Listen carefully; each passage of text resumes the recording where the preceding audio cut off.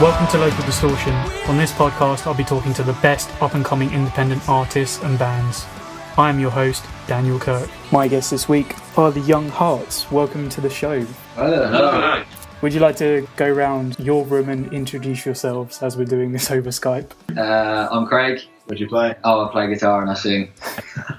I'm Andrew. I play drums. I'm Stu, I play bass. I'm Aaron and I play guitar. You nailed that. Apart from me. You got there in the end, it's fine. You're the guy who does two things in the band. Yeah. Now, can you describe the Young Hearts in just 3 words? Sassy, drunk and grumpy. No, definitely not. Honest. Yeah, that's true. Please don't say energetic, because everyone Oh yeah, says we're that. definitely We're not energetic. energetic. We're all like, For that. You're lethargic. I'd say we're hard working. Yeah, well, there's certain things. We put a lot of work into the songs and not much else. So honest, we've got one. We've got one. I feel we have a bit of a high moral code within the band. That kind of goes under honesty. That's it. Honest. Honesty, integrity. No, I don't know. This is hard. This man. is This is hard hard questions. This is hard to my A levels. AJ, you're smart. This Come will be on, the lads. hardest question, don't worry. Oh, Yeah, so honest, heartfelt. Yeah, heartfelt. It is heartfelt. And You can double barrel that. Is there a one word for down to earth? that could be Grounded. hyphenated. We can Yeah, hyphenate. grounded. Yeah, you can. Yeah, there you go. Word on bass. So we've got honest. Heartfelt and grounded. Yeah, cool. Yeah, there you go. Those are good. Now, this one should be easy. How did the band come together? Well, me, Aaron, and Stu were in a band called Promise Me Tomorrow quite a few years ago Yeah, now, a wasn't it? long time now. And then that kind of fell apart, and we were kind of at a point where we thought maybe we should sack it all in and not trying to bother being in a band anymore, because we were all like getting a bit past that sort of. I think the kind of genre of music we were trying to play was it was when we were a lot younger, sort of early 20s, and then we were about sort of mid-20s by that time, and we thought, we've got to kind of concentrate on jobs and other responsibilities and stuff. But then we kind of decided that now we weren't quite ready to grow up and be adults yet, so we thought we'd give it one more try with a new band. So we started the Young Hearts. I just kind of really tried to leave like all the gimmicky sort of stuff that came with the last band behind and just kind of concentrate on writing good songs. And then we recruited our pal AJ, Andrew, on drums, and just sort of went for it, really. AJ's a Young Hearts Part 2, isn't he? He's 2.0. We had another drummer, but didn't work out. But yeah, AJ's been. It's always the drummers, isn't it? Yeah. Sorry, we AJ's. might not keep this one. You're always waiting for them as well. They're always the last people. Hey man, I did say to him via Messenger, I was like, yeah, drummers and timing. Yeah, that's true. Okay, so what made you go with the name The Young Hearts? I can't even remember, to be Do honest. you know what? We must have searched in every way possible to come up with a unique name. We were literally searching like album titles. We were even like going to like searching like weird internet names. Like Yeah, I think we just kind of wanted a name that had just simplicity. the right sort of Ethos. behind yeah, it. just like the right idea behind it. Like, we didn't want some silly gimmicky name or anything that you had to think too much about. It was quite obvious, short, but within the sort of same sort of field as the bands we love. Like, that's sort of what it makes you think of, if you know what I mean. Does anyone know what I mean? Yeah, definitely. That definitely suits. It suits the genre that you guys play. Yeah, down to yeah. a T. And it suits us. Like I don't think We're just more young at went heart for with it. us. We didn't think about it when we came up with the name, but now you think about it when we are sort of getting a bit older. So we're still trying to chase this sort of dream. Pretty fucking Quotation ironic. marks. Yeah, it's pretty ironic. Okay, so now we're going to go all the way back to the beginning. Can you remember the first album you guys ever bought with your own money? Stereophonics, Performance and Cocktails, yeah, that was my first album. Great album, love that album. wasn't really an album, but it was Blue by Eiffel 65. Yeah. Was that with your own money? Yeah, it was my pocket money. It was a cassette as well. It was great. Mate, Loved mine it. were cassettes as well. Yeah. But I'm not going to even admit Aaron, what yours mine was probably a was. Beatles single. Mate, it's amazing. Did you have fucking CDs then? No, mine. I think the first thing I ever got was on cassette as well, like AJ, and I think it was the first Boyzone album. Oh, mate. Oh dear. Yeah, mine was a cassette as well. So mine was Robbie Williams' "Angels." The single actually. Fair play. So Yeah. boys, Robbie Williams, Cypher 65. Yeah. That's all right. Mine's It's okay. Mine's a weird one. Like, obviously, as a kid, you got some. I remember getting the Slipknot album and Robbie Williams, I think, within the same Christmas. But That'd be a great gig. the first one I bought my own money was probably Linkin Park Hybrid Theory, I think. Yeah, that one comes up a hell of a lot. I think that was probably like the first CD I got, actually. If I'm talking about CDs, it was definitely a Linkin Park Like, CD. the first CD I had, the first tape I've got was Men in Black soundtrack. Oh mate, I had that. That was sick. I used to dance that in my bedroom, mate. Yeah, that was awesome. Still does. I got the Cause first album as well. That's a banger. Oh, cool. Nice. Yeah. I want to go down some horrible routes now. Music's alright as well. Apart from the guy, obviously. I'm not... So let's talk about your most recent EP. Honestly, I'm just thinking. That's come out quite recently. Was it just the end of last year? Yeah, September last year, the end of September. What did you guys set out to achieve when you recorded that EP? I think the only thing we set out to achieve when we write songs is that we like them.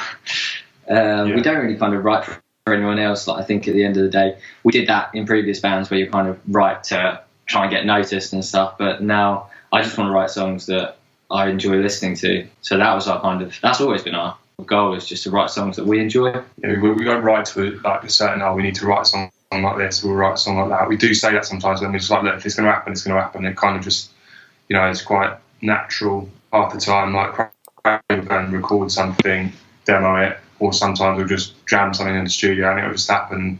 We don't ever say, oh yeah, we have to sound like this band or sound like that band. Just kind of just do what we do, really. So honest, It's really, just, isn't it's it? just Honest. like Very honest, yeah. representation of us and the time, like us, the situations we're living in right now. Most of the songs are little kind of nostalgic vibes to past, and like it is like Craig just said, it's just right for us. But if people like that, that's cool. If they can connect with it, it's even better. I would say for me as well, like you said, it's very nostalgic, definitely.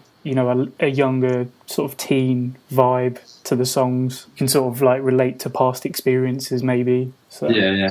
Yeah, we've had a lot Or current of- ones for, the younger people, unlike ourselves. So yeah, I thought it would be cool if we could do like a track commentary, as there's only 4 songs on the EP. So a couple of sentences about each song, maybe like, stories behind the lyrics, or just, how they came together in the studio. Yeah, cool. All right, we'll start with track 1, Bloom. This is going back a bit now. Craig's This means I got to do all the talking. Craig's very secretive I'm going about to his talk. lyrics. I've already. And we don't actually find out what the lyrics are or the melodies normally until we're in the studio. Yeah. So I like to keep them on their toes. Make Yeah. some surprises. Bloom is basically, it follows on from our first EP. The first EP is very Stop. it's a bit more somber. It's a bit more moody, and kind of that you're less accepting of a situation that you're in, and that you want to that you're holding on to like simpler times. And Bloom kind of follows on from that in some respects. But in a bit more of an optimistic way, innit? Yeah. I mean, is more. It shows like the maturity, doesn't it? Like There is light at the end of the Yeah. tunnel kind of thing, not just like all doom and gloom like our previous EP, because that was pretty dark apart from Meet Me Back Home. That's Yeah. quite a happy one, but what's the next track? Number 2 is Medicine. Medicine's a bit more of a positive track, I think, when I wrote it. It's like, again, it's that kind of nostalgic feeling, but I started to realise that it wasn't all bad. I started writing it. I went on my Facebook, found out that one of my old friends from school had just got married, and I knew nothing about it. Like, I hadn't spoken to him in ages. And like at school, we were like best mates, and then now like there's just nothing there. So that kind of got me thinking, And it got me a little bit down. I was like, oh man, like, Does this dude ever there's so much changes, and like there's nothing you can do. Like, you lose a lot of things. Then I started realizing that I was really happy for him in some respects. As much as it made me feel bad about where I was at in my life, I was also really positive for him. Yeah. And that's kind of how that song started. It's a more positive reaction to the situation that I currently found myself in. Yeah, I think that's like an overall theme with all of these songs. They're kind of talking about bad situations, but it's kind of like saying, well, it will get better, you will get through this, that type of theme. Yeah. Especially with the earlier songs. Yeah, I was trying to be a bit more positive with this one, so... Craig's very... You're trying. Yeah. I'll get it with the next one. I don't really think you could have got much darker on the first one, to be honest with you. When I listened to the lyrics back, I was like, whoa, that guy's doing some deep emotional shit.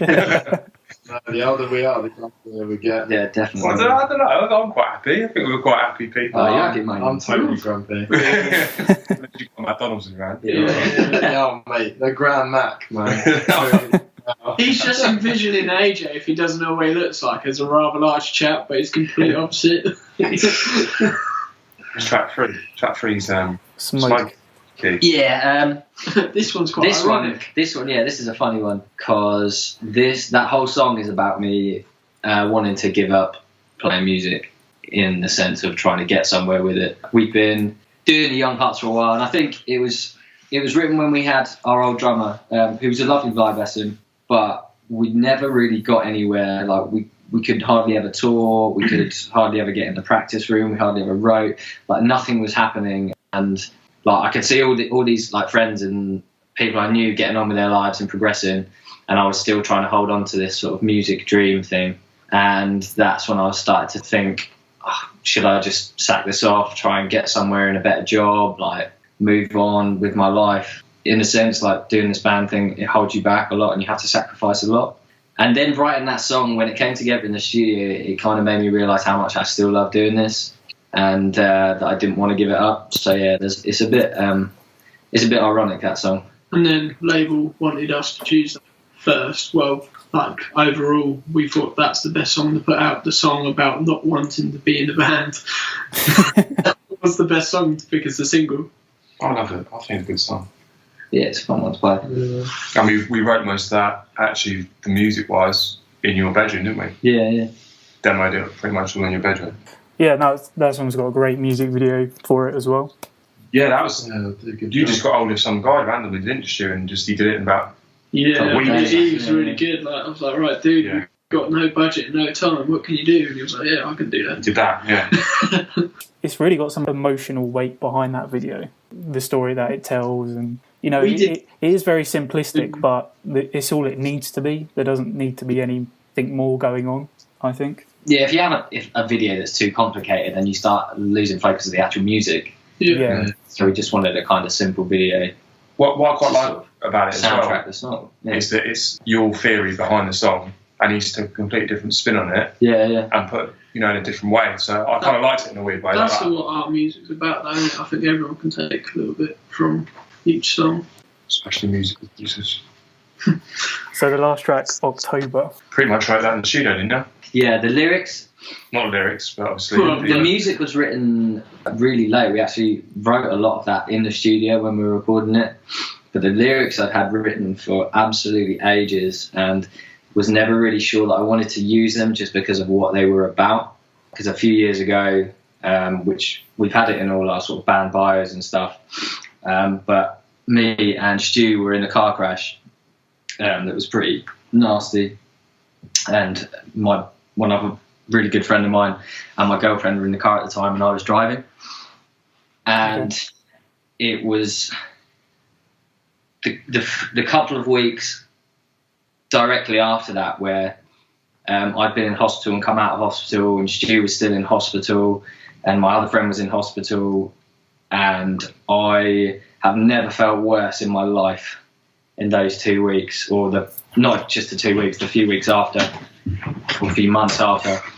And that whole song was written about how I was feeling, and more that I wasn't trying to think about myself, but think about my friends and everyone around me.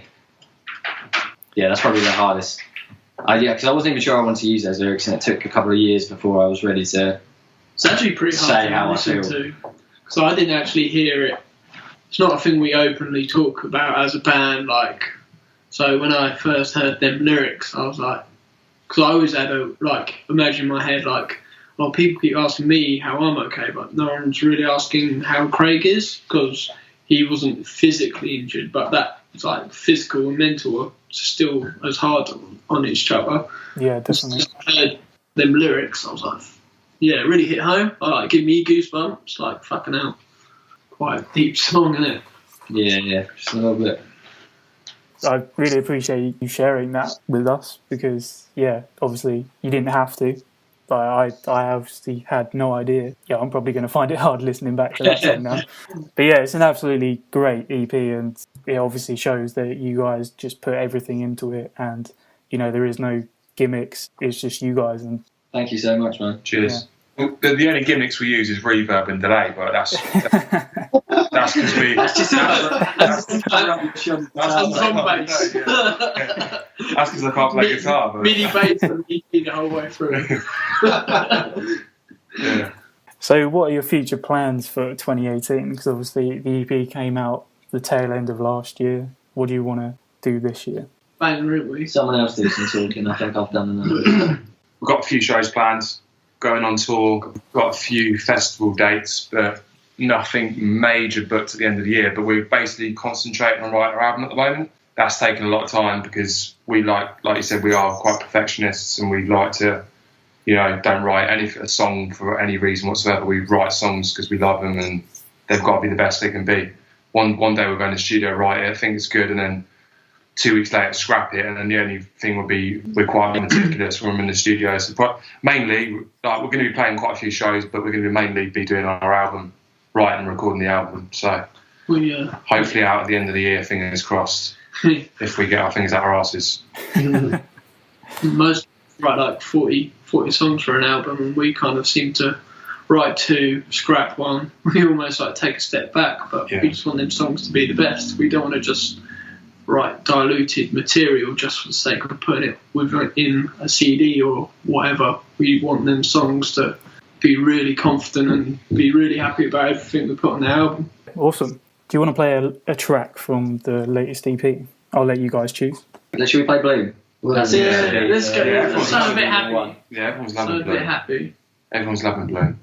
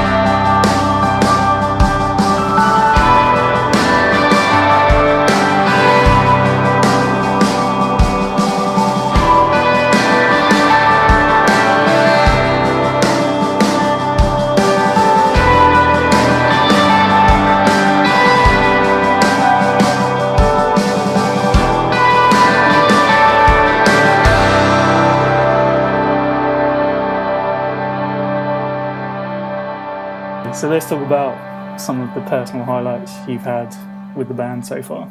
The tour we did with Junior was pretty, like, because we toured a bit before, but we hadn't played tours where we were kind of, There was people. there was people like, not saying there's never people there, but the shows were kind of busy shows, and it's like, for us, that's kind of like, why we want to do it. We want to play into a big audience as possible. But when you travel like hundreds of miles, and like we played a show in Glasgow, because the room just felt electric, and it was just an amazing feeling. And we all got off the stage that night and was just like, we all looked at each other and was like, that's probably one of the best shows we played. Or Cardiff was a really good one as well. Yeah, it was just, for me, that was probably like just playing live and playing to big crowds, and crowds that really, really like, love your music and singing songs back to you. That's me. It was really nice to know that, like, we knew everyone was there for Junior, and maybe there was like the odd person in the crowd what did come. Oh yeah, we did come see you as well, but that tour was all about Junior, and they were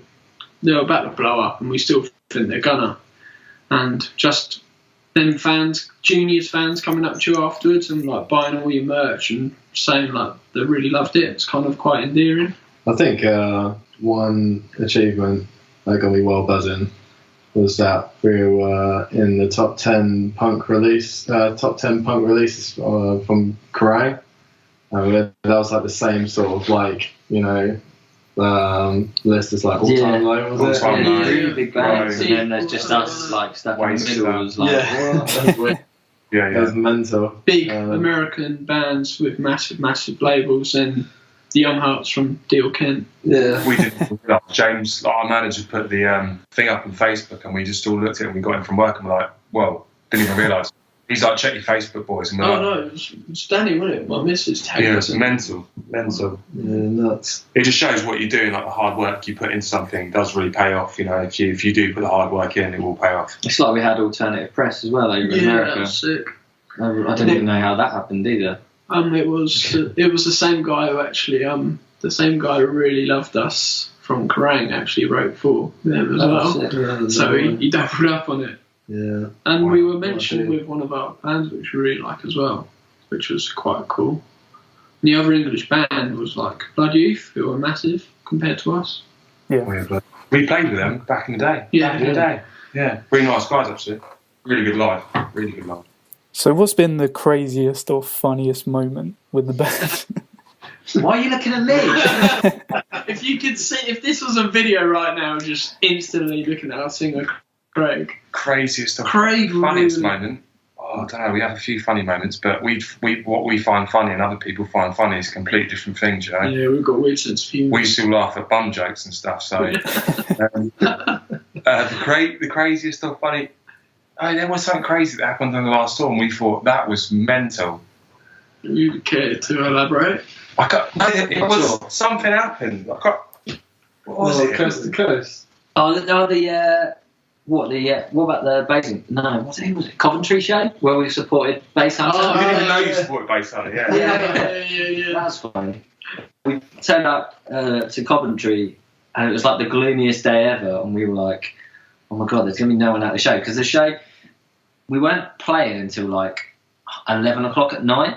Yeah. It was at this student club, like a proper, like swanky club. And then we found out that the main act was Bass Hunter.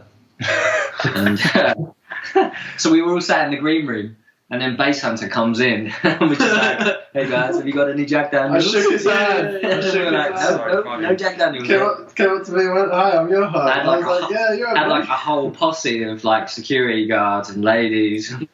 It was like, well, he told us a lot of stories that we can't mention because we'd probably be in a lot of trouble. But yeah, he was. To be fair, he had no ego. He wasn't like a prima donna. He was just really cool and relaxed. But the fact we were sharing, like, almost sharing his dressing room as well, it was pretty weird because they just. I think the security were told whoever's got these wristbands on are kind of. You told me you guys got treated like VIP. Treated like VIPs throughout the whole venue. It was pretty cool. I couldn't do that till I was on my honeymoon. Making babies, yeah. Yeah, try. But like for crazy times, like I suppose that house show we played on the last. That's Yeah, what that I'm was thinking pretty of. cool. the house house show was show. pretty crazy. We had a show cancel on us last minute, and Stu got on the old Twitter and was just like, "Look, we'll play anywhere." And this young lad said, "You can play in my house in Bournemouth." And we were like, we didn't even know what to expect. When we got there, it was so small. We thought, how can we fit in there? We turned up and like the house next to it had 2 brand new young Jags. Yeah. Yeah. Like, we're not playing Proper here. quiet residential area. We were Yeah. like, oh my god, Stu, what have you done? he won't get through one song before the police. It was absolutely hilarious, and everyone seemed to love it. And it was quite busy actually. There's a good like 30 people Well, in this busy. little room. Yeah, busy for a lounge. The kitchen was full as well. Put it this way: if there was tickets sold, I definitely think it'd have been sold out. All 5 of them. Yeah, Sell out, show the house. yeah, man. Sweet. There was crowd Yeah, that was surfing, there was photography. What Yeah, it was what do you want? crazy. Cloven hoof. Drinking Yeah. I love the hoof. Yeah. We're a bit more responsible than we used to be. We would have normally Yeah. got on it. Back in the day, we might have got. Back in the day, we got some old stories from old bands, but Yeah. We can't air them. we can't We say. can't air them either. Cause Okay, that's fair enough. But my next question is, would you like to start a rumour about the Young Hearts? Now, obviously, this may or may not be true. Craig is actually a secret love child of Brian Fallon. Or Springsteen. One of those two. Of them both, or... Oh yeah, both. Yeah, well, Both is even better. within a universe of a We'll same-sex say- marriage. Yeah, we'll say that Craig is Brian Fallon's long-lost son. Or brother. Or any relative. No, just say He son. just wants to touch him. We'll say son. We'll say son. There you go. That's And then that's when the he rumor asks, we'll what start. are your influences? That's the rumor we'll start. We're going with that one. 100%. Yeah, Sorry. 100%. Nice. So yeah, you're just going to get bombarded with that question now. I hope so. Tweet him now, we found. Okay, so what is the most important item you guys take on tour with you? We're not talking about phones or anything like that, you know. Game Boys come out. Eric's reverb pedal. Maybe not equipment, because obviously you need your For me, shit. So. 110% wet wipes or a toothbrush. Wet wipes and a toothbrush. Yeah, Well, I should hope so. definitely. Everything. I suppose you guys have your Nintendo gadgets. don't you? Yeah, Oh, me God, and that's AJ get called the nerds, and there's another guy who comes out tour, and we're all sat at the back of a van just playing on a Nintendo Switch. It's so sad, honestly. I have one as well, and it's just perfect for tour situations, I guess, isn't it? Thank you. Yeah. Yeah, Sorry. so we have I think me we're and Aaron up the front doing the driving and stuff, and these three in the back just like playing on their Nintendos, having a sleep, balling, I'm balling. the, the occasional bit of media going on the phone, but yeah. I'll tell you what we started to do. Instead of listening to music on long drive, we'll listen to a comedy show or something, and it cuts the driving off quite quick. So I'd say comedy. That's been Or just pretty good. Spotify. Spotify. Spotify. Yeah. Because We take Spotify. we'll take Spotify. Spotify. Without Spotify, the journeys would be very, very long. Spotify, wet wipes, We'd have to speak to toothbrush, and Nintendo Switch. There you go. Aaron's that simple, but his entertainment is a toothbrush. We are cooler than we sound. It's like a guitar. It's like it's I press this button.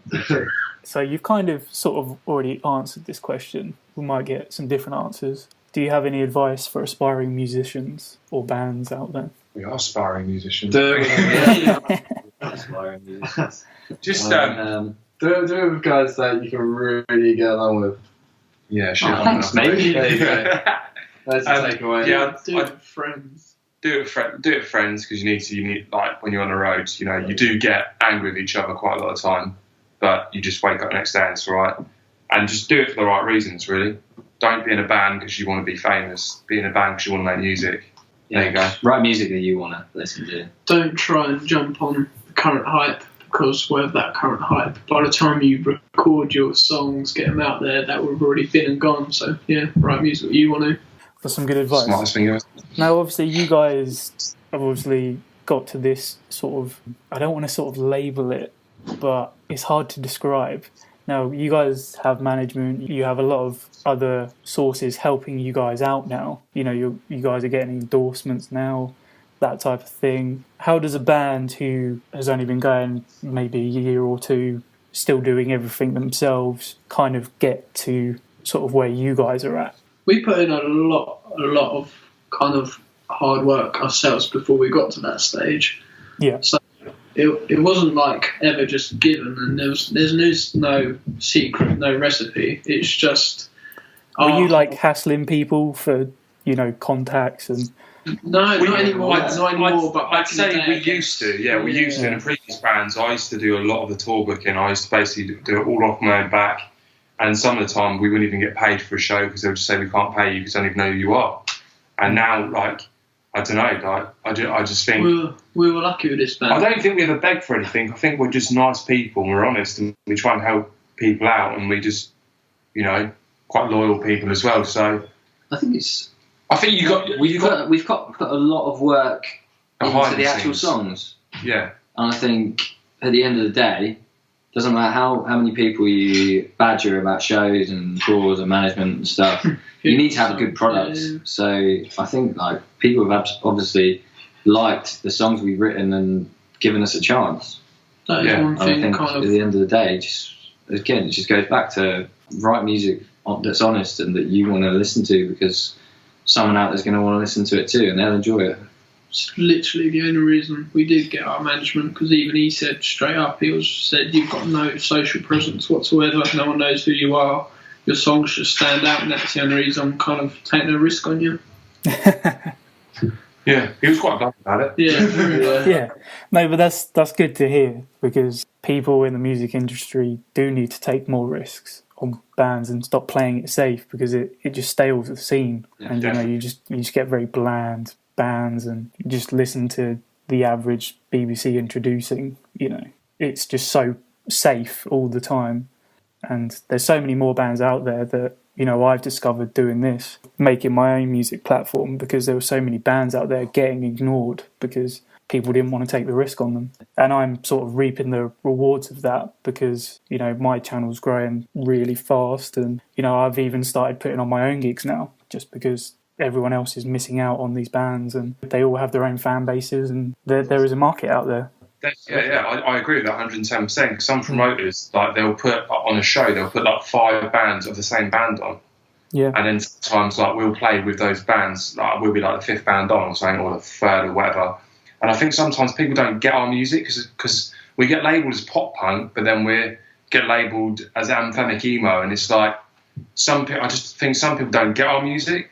And it's like people took a chance on it because they thought it was good, and you know, we seem to be you know pushing in the right direction. So I get what you mean about like you know places being stale and stagnant and just playing the same music all the time. We encounter quite a bit of that. To be fair, don't sound like the current trend of what is called pop punk at the moment. It's like we've played with some wicked bands like just over the last year, like on tours and shows and stuff that they deserve to be a lot bigger. Like Junior and Bellevue and stuff like that. Like there's so many good bands like on the underground at the moment. So many that creative artists. It's frustrating, like looking at what's popular and then looking what else is out there. Yeah, this is the whole reason why I started my channel, is because I was just getting sick of it, because there's no in between really.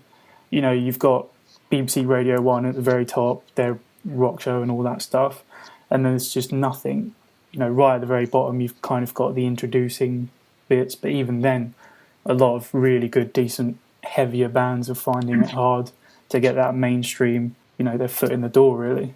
Yeah. With that kind of stuff. Yeah, it's a shame, but, you know, with more platforms like this, a lot more bands can be successful. Damn straight. I think it works both ways as well. I think the bands have got to support the kind of platforms that you're doing as well. Like, you can't just be like, bands only want to go on the big stuff. They have to kind of support you. Yeah, it's got to be a supportive kind of community. Yeah, definitely. Yeah. Like you're saying, you're growing and growing and growing because you're getting out there, because you're taking a chance on these bands and people are liking them. So you must have, you know, quite a good, you know, an ear for the music and stuff. So what you're doing is really good as well. Obviously, a lot of the bands I usually deal with, they're, you know, kind of localish to the Cambridgeshire, Bedford area, getting a lot of bands from Norwich now. Obviously, when I added you guys on Facebook, a lot of the guys in these bands, they all follow you as well, which is cool to see. Yeah. So, you know, these bands are already looking up to you guys as inspiration. Oh, that's good. That's a nice thing. Oh, I think as well, like, I think because we're stuck right down in the south, like, we've played the past 2 or 3 tours we've played with bands and they've been all really clicky with each other. Not been nasty to us or anything, but we kind of friends. Yeah, we've kind of made friends with them now. We think, oh yeah, we've been accepted. Do you know what I mean? It's quite hard sometimes because it takes us an hour and a half or 2 hours to even get out of our little, our county and stuff. And it's like for us to get out there and really, make a mark on the touring circuit. It's quite hard sometimes. We've got to cover some miles. Yeah, we do cover a lot of miles. We're not going out to, like, say, if you're in Manchester, half an hour either side of you is another major city where you can click with other really cool bands.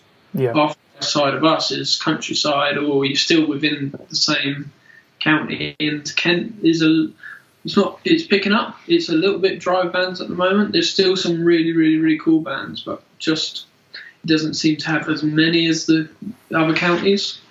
With the music scene, it's like a roller coaster. The music scene, anywhere you go, really, it's like Kent used to be really good, then it's gone downhill, then it's coming back up again. So it's hard. And as well, people have to go out and make the effort to go and see these local unsigned bands as well, because without the fans, there's no music. There's no people going to buy stuff or listen to it, is there? So if bands out there are continue being ignored, then people listening to this as well, if you want to support bands, just go out there and do it yourself. Put on your own gigs. Don't wait around for bands to maybe turn up in your town. Just put on a gig. We'll do. We'll come and play. If anyone's listening, we'll come and play. Because I've had literally no experience in this at all, and I've put on 2 or 3 shows now. Bought my own PA system off the profit, and I'm reinvesting it in the scene. Going to continue to do more gigs because there's so much talent out there. It's ridiculous. Nice one. If you need a band, yeah, definitely. That would be insane. That would be amazing. We'd definitely hook you up. Today.